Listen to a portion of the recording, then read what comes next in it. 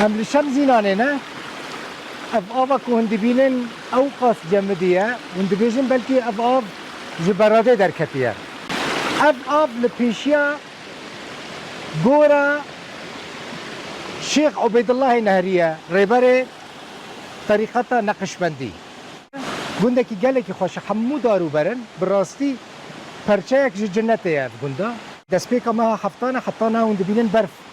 لسروی چاییه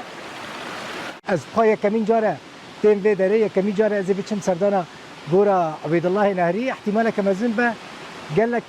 جوا هبن که هین مراق دکن که گورا عبیدالله نهری لکو داره لوی گندیه لگنده نهریه گنجی لسر ناوی وی بخوایه یعنی اول لسر ناوی گند ته بناف کرن عبیدالله نهری یعنی عبیدالله جو گنده نهری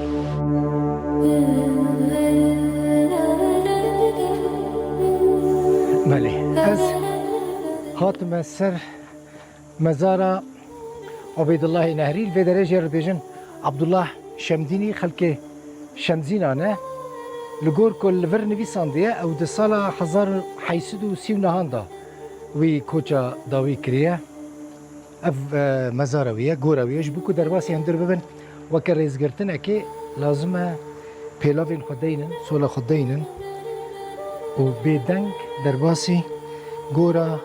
سر گورا عبیدالله شمدینی یعنی عبیدالله نهری ببنش برکو اف گند ناوی نهریه جبر وی کجی جيرا بهتر تيغوتن عبيد الله نهري اف غوراويه ريبري طريقتها نقشبندي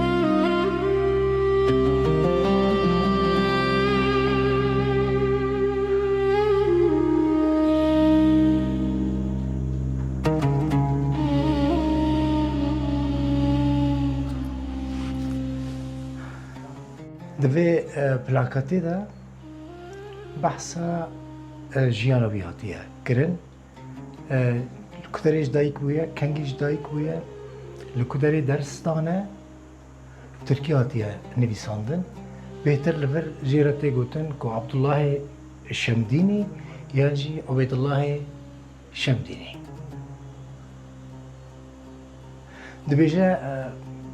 یعنی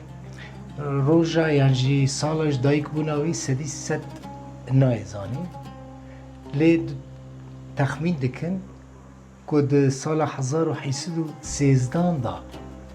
کوچا داوی کرده و الوی داره افگوراوی الوی داره هاتبه و شارتن لیل گلک جه جدا جدا یعنی سال اجدایک بوناوی و سال وفات ویجی لگلک جهان هف ناگرن یعنی هر جه کی و آوه کی بحث دکن